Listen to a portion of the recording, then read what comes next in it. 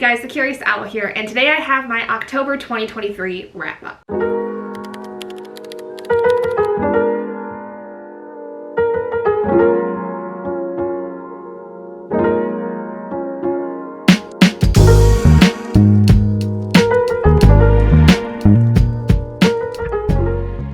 So October did not provide the best amount of reading in terms of like amount of books, but I'm still very happy with what I did read. I read quite a few good books, and I did have my first DNF in a while, but I think it's a DNF that I will eventually come back to. It's just I don't think I was in the right mindset for it, and I just don't know if this is because also I didn't care for the writing style as much. But of course now my battery's gonna die because I've been using this thing for God knows how long. So we're gonna switch to my phone and go from there. As I was saying, wrap up. So let's get into the stats for the month. So in the month of October, I had a total of 1,718 pages read with a total of 39 hours and 17 minutes exactly of audiobooks read. So this has been my most productive audiobook month I think I've had in a while. Out of the books that I read this month, I had 5 that were physical, 3 that were ebook, and 1 that was an audiobook by itself. And then 8 of the books I had were from my personal library, and only 1 was borrowed, which was that audiobook that I had. Of the ratings I had 4 5 stars, 3 4 stars, 2 3 stars for the first time in a while. And like I said, I did have 1 DNF that I'm kind of back and forth of whether or not I'm going to go back to it, but we'll talk about that here in a minute. The entire month was also full of readathons. There was Battle of the Bookish in the last week of the month. There was the Samhain readathon, there was Vampathon, there was Blackoween, and also there was Spookoplathon, which I participated in all of those to some degree, and I actually did pretty well considering especially that the last full week of the month I was on vacation, and I didn't get a lot of chance to read during that time, but like my plane rides I did, and a little bit of downtime here and there between activities that I had going on during that week, but I mostly just stayed off my phone. I mostly didn't even really do much because I was trying to enjoy my vacation for the first time in a long time, which was amazing. I absolutely loved it, and I wish I had more time to stay down there, but I unfortunately do not. So anyway, let's get into all the books that I read this month. The first one I ended up completing was Family Lore by Elizabeth Acevedo. This is Elizabeth Acevedo's very first adult contemporary story. It has a little bit of like magical realism to it though, because this is about a family that is basically has some kind of possible magical powers. All of the women in this family has some little touch of magic, and the matriarch of this family, she ends up having this power where she's able to see when people are going to die, kind of like down to the exact day. And so when she sees when she is going to die herself, she decides to put on a living wake to prepare everybody for that and kind of just be like, okay, I want to be able to see everybody before I die. I want to be able to make amends before I die, things like that. So this is basically following many different women in this family, like her daughter and the main character's sisters as well, and one of her nieces, and essentially dictating the lives of these women that have got things like generational trauma that have, been passed down to them, or have, their own personal problems going on. There's talks of infertility. There's talks of, whether or not having a baby is, something that somebody wants to do, or whether or not it's, what needs to be done when you're at an age where you can have babies, kind of thing. A lot of very, very good talks about a lot of different things in this. I highly recommend it. I've always found that Elizabeth Acevedo is a very kind of thought-provoking author. Like, she really makes you think about how a lot of things are, especially when it comes to those that are Afro-Latina, like she is, and especially with combining those two cultural elements. How does that, go into your identity and the generational trauma that comes with that, or the kinds of things that you have to deal with when in society, in a very white dominant society, that kind of thing. So definitely check it out. Really, really good. A tearjerker, do not get me wrong, but it's a tearjerker that you kind of expect to be one because of the content that's involved in this. But so good. Probably one of my favorite books of hers by far. Next, I ended up reading The Good House by Tananarive Due. This is my second Tananarive Due book, but I really liked this. I was a little disappointed in the overall ending of this one, because it's just not a choice I would have made with how the ending was for this. But overall, it was really good. It was creepy. It was unnerving. I remember even saying, I think in one of my vlogs, that the first chapter of this was extremely unnerving, especially when it comes to setting up the story and setting up the things that the characters are going through. It was a little difficult. So trigger warning for suicide, trigger warning for like murder, things like that, demonic possession if you're not a fan of that. Yeah, that's all I can really say without going into too many spoilers. Next, in a little bit less of a creepy fashion, but still absolutely terrifying, I read When No One Is Watching by Alyssa Cole. Now, I was pleasantly surprised with this one. I, again, gave this a 4 out of 5 stars. I thought that this was really good. I could have done without the romance aspect. I would have liked if this had just stayed kind of like the thriller that it was, because the ending of this, oh my lord, things popped off like very quickly and very suddenly, and I was like, what's going on? But this is basically talking about gentrification in especially a Black predominant neighborhood. Now this is specifically placed in, I think, a neighborhood in New York. I want to say something similar to Brooklyn, I think, something like that. Yes, yeah, Brooklyn.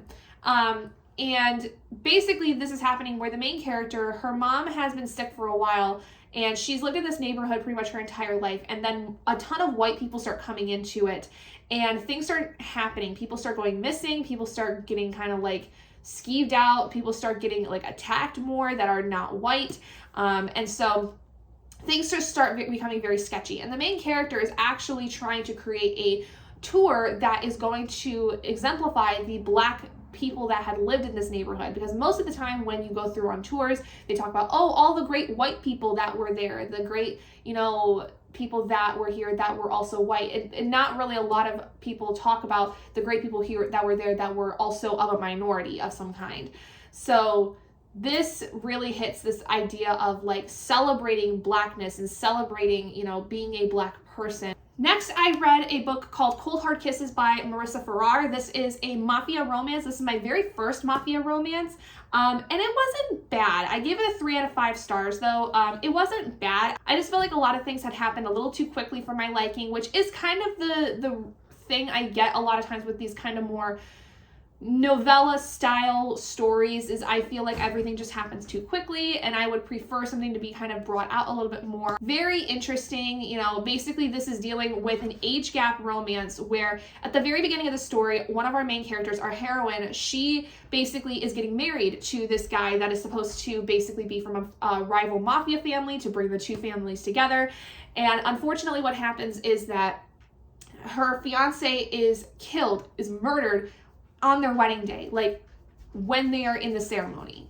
And so then what happens is the families decide that she is then going to marry his older brother, who is like 13 years older than this girl. This girl is 21 years old, this man is 34. So basically this is though a story where both of these people don't necessarily want to be married to the other. They don't want to have this happen. So they're kind of like trying to find ways to get the other person to call off the wedding. And then things can ensue from there.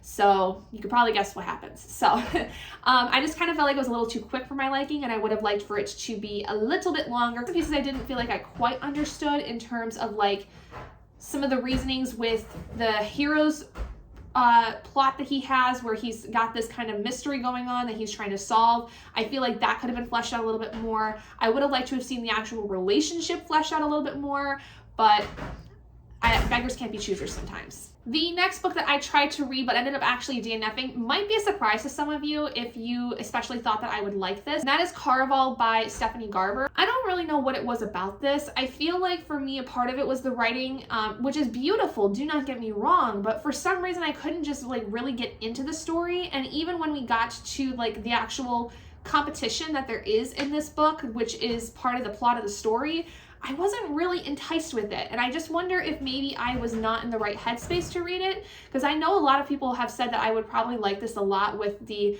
magic and, you know, the kinds of things that go on within this, with this romance and all this stuff. But for some reason, I just couldn't really get into it. So I would like to try this one again later, preferably maybe if I get the audiobook, because I wonder if maybe just reading it physically, I was not really grasping the story very well. So we'll try this one again eventually, I think, once I can get the audiobook, and we'll kind of go from there. Next, I had a reread, which was Grown by Tiffany D. Jackson. Read this last year, really, really liked it, and gave it a 5 stars. And I read it again, absolutely loved it a second time. I think it was actually even more terrifying the second time reading it than it was the first time. And there were some things that I did not realize I had forgotten about in terms of some of the things that happen in this. Trigger warnings for things like grooming and domestic violence, abuse, just a lot of different things in general. Abuse being like the main thing. Like that's one of like the main triggers for this, especially in a relationship. And there also is an age gap within this romantic thing, but it is definitely more so grooming. This is supposed to be about a young woman named Enchanted Jones who is looking to become a singer. And when she gets into this singing competition, she meets Corey, who is this really well-known like pop star or music star basically. And he takes her under his wing, but it's a little bit more than just being a mentor. He wants to be her boyfriend and control her and all these things, and so it kind of like goes on from there. And there's also the main plot of this too is you're basically finding out that there was a murder that happened, and you're trying to figure out what exactly happened that led up to that moment. And so it basically starts from the actual murder itself and goes backward, where then you see at the very beginning of the story with Enchanted and Corey how they met, and then how their relationship developed, leading up to what exactly happened the night of a murder. So definitely something to look into with trigger warnings, because this one especially, I think for a lot of people who have been victims of sexual assault or grooming or anything like that, this could be very, very triggering for some of you. So be very, very careful when going into this. Next, I read a very short little cozy mystery, which was my pretty much first cozy mystery I think I've ever read, and that was Pains and Penalties by Essie Bigelow. This was so stinking cute. I mean, first of all, the main character is the owner of a comic book store. Sign me the F up with that, because I love little things like that so much. And there were tiny little references here and there to things that were in the store that were like Marvel related and DC related.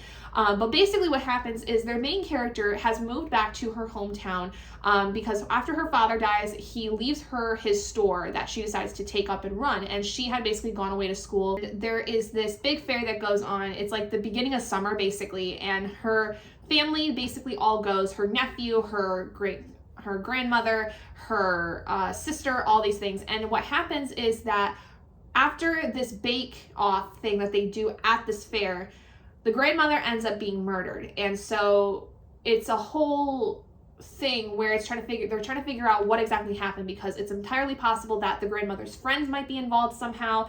And it's basically uncovering a very long lost truth, a very dark secret about this town, and specifically about the grandmother and her friends and what happened to them. So the main character kind of gets involved with this, obviously because it's her grandmother that was killed, but more specifically too, the detective that's on the case is an old flame of the main character, and old flame from like high school. So kind of like a rekindling of that in some ways, not like 100% in terms of like there's actually like any sexual content in this. It's just kind of like you start to see the inklings of something maybe redeveloping between the two of them, which is very cute. It was very sweet, and I definitely highly recommend this, especially for a cozy mystery, and I would love to read more from this author, so gave it a 5 out of 5 stars. Next, I reread The Hating Game for the umpteenth millionth time. Always love this, 5 out of 5 stars. I can't say much more about it because I've talked about it to death, but definitely take a look at this one if you would like to.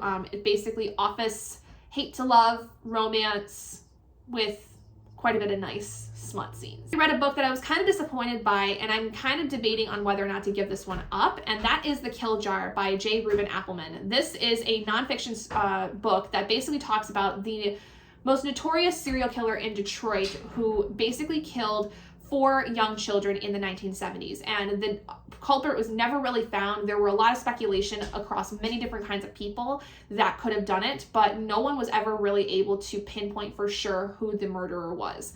And this, though, was more of the author telling the story of him finding out this information and relaying that to us of what that information was and how his life was going when he was going through this entire process, which I feel like was the biggest drawback of this. I did not care so much about the author's life of what was going on. I wanted to know what the story of the murder was. Like, probably 3/4 of this would have been taken out completely if you took out Appelman's life story that had gone on during his finding of this information. So 3 to 5 stars. It wasn't really that bad. It was just, I don't think that this was a type of story I was wanting. I wanted to just know what had happened, what the actual evidence is, what the case has looked like, and kind of go from there. I didn't really need a lot of the personal information that was divvied up in this. The last book I ended up finishing was one of my 2023 releases for the year that I wanted to read, which was Immortal Longings by Chloe Gong.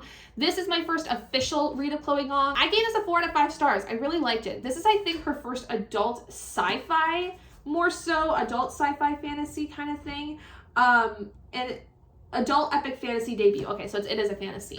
So this is inspired by Antony and Cleopatra in some ways, but basically this is a story where you have 3 main characters and you see perspectives of other characters as you go, but the 3 main ones are Kala, Anton, and August.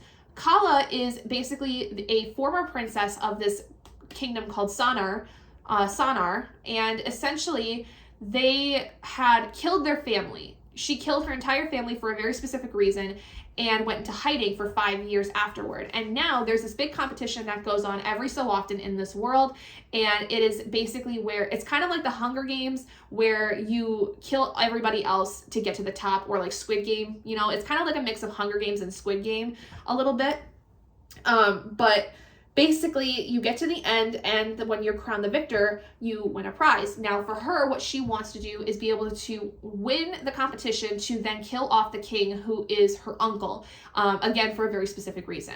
Then you have Anton, who is a character who is not really, like, high up in the kingdom or anything, but he fell in love with a girl who is actually royalty, and for the last 7 years, that girl has been in a coma, and so he's been watching over her. He's been trying to help take care of her, and he is looking to use the victor money to help with her condition. There's not really a clear reason as to why she's in a coma, but you kind of like figure things out as you go, like what could possibly have happened. And then you have August, who is the adopted son of the king, who has his own nefarious schemes going on. Really, really good story. I feel like at some points I kind of got confused with some of the perspectives. I think that some of the secondary perspectives that were brought up in this, like some of the side characters, was not really necessary.